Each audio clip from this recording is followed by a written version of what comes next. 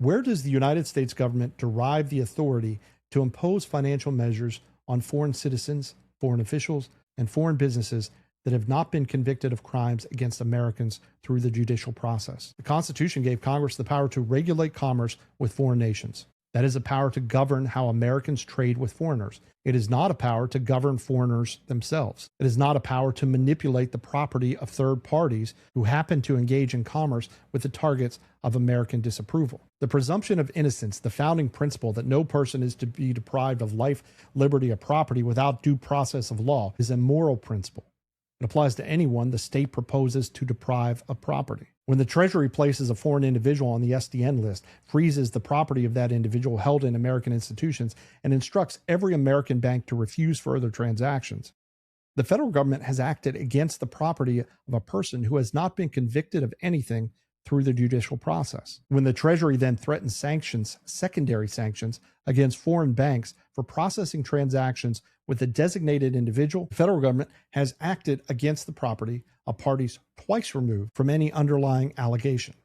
The federal government's authority does not extend that far. It has never extended that far. The claim of authority is an artifact of modern expansion of executive power, an expansion the Constitution did not contemplate and cannot legitimately sustain, even where a foreign actor has been convicted of crimes against Americans. And the qualification is essential because the offense must be against Americans, not against the actor's own countrymen or against citizens of a third country. The remedy is capture and imprisonment under the judicial process. It is not the manipulation of third-party banks and financial systems that have no participation in the underlying offense.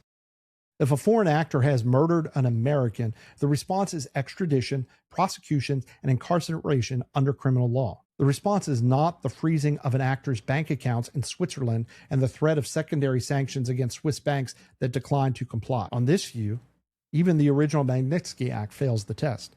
The death of Sergei Magnitsky in Russian custody and the underlying tax fraud his investigation exposed was a crime committed against a Russian citizen in Russia under Russian law. The remedy is not American sanctions imposed on Russian officials. The remedy is the operation of Russian criminal justice, or, where that is available, the cessation of American moral pretension to legislate the affairs of other peoples. The Global Magnitsky Act of 2016, which extended the framework to permit American sanctions on any non-American individual the Treasury chose to designate for any human rights violation against non-Americans, claimed that the United States has the authority to police the human rights conduct of foreigners against other foreigners on foreign soil.